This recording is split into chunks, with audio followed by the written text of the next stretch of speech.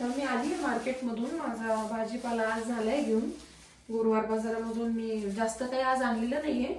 मी fruits आणले, थोडं salad आणलं आणि तेच कोथिंबीर पुदिना वगैरे घेऊन आले. माझ्याकडे कॅरी बॅगचं एक पूर्ण असं पाकिटच आहे.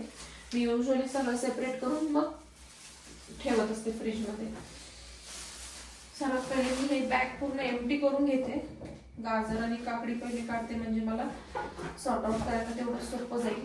कारण आज मार्केटमध्ये पॉलिथिन आपण मागितलं तर म्हणता पॉलिथिनच नाही, अलाउडच नाही ना. आपण गेलो समोर ते दुसऱ्या गिरायकांना भरून भरून 3 किलो 4 किलो आल्यांना कॅरी बॅग देतात.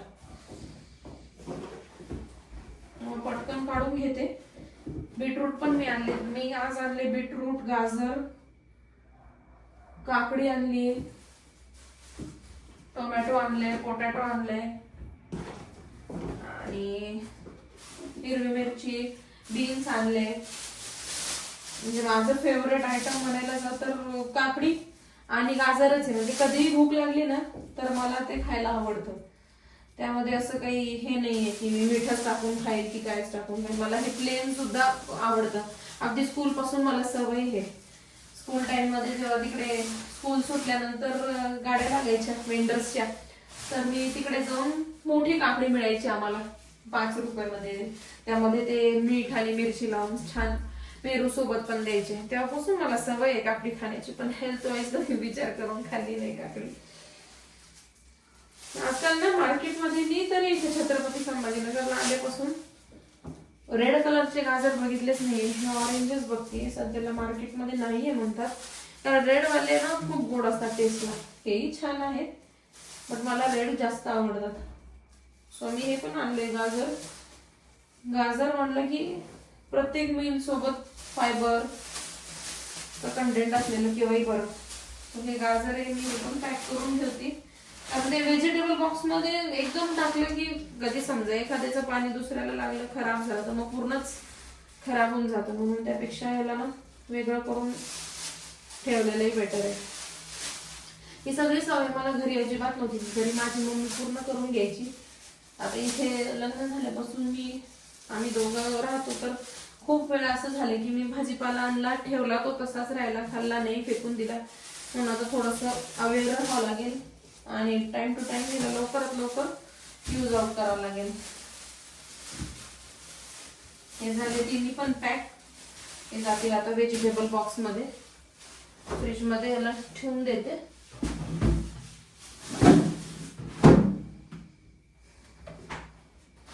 राहिली गोष्ट तर पोटॅटोची, तर सहजा मला काही पोटॅटो लवर नाही, मला आवडत नाही पोटॅटो. बट मग माझं बाळ आहे लहान, तिच्यासाठी व्हेजिटेबल राईस करत असताना किंवा काही डाळ, सूप काही असं थोडंसं ऍड करून दिलं तर तिचं वजन वाढीसाठी छान आहे. म्हणून मी थोडंसं तिच्यासाठी घेऊन येत असते. आता मला ह्या वीक मध्ये तिला ना पराठा करून खाऊ घालायचंय. सॉरी, फर्स्ट टाइम ती ट्राय करेल पराठा.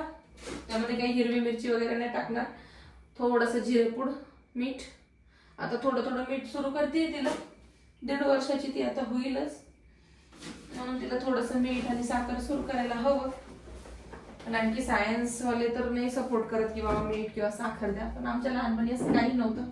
माझी मम्मी तर मला खूप चिडते, लहानपणापासून तुम्हाला सगळं खाऊ घातलं, आजकालचे लेकरं तुम्ही ऐकत नाही, सगळं द्या लेकरांना. म्हणून मी आता तिला सगळं सुरू करते हळूहळू हळूहळू.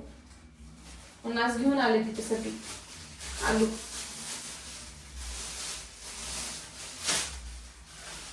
आता टोमॅटो मी 2 किलो आणले, कारण आज मार्केटमध्ये भाव चांगला मिळाला मला.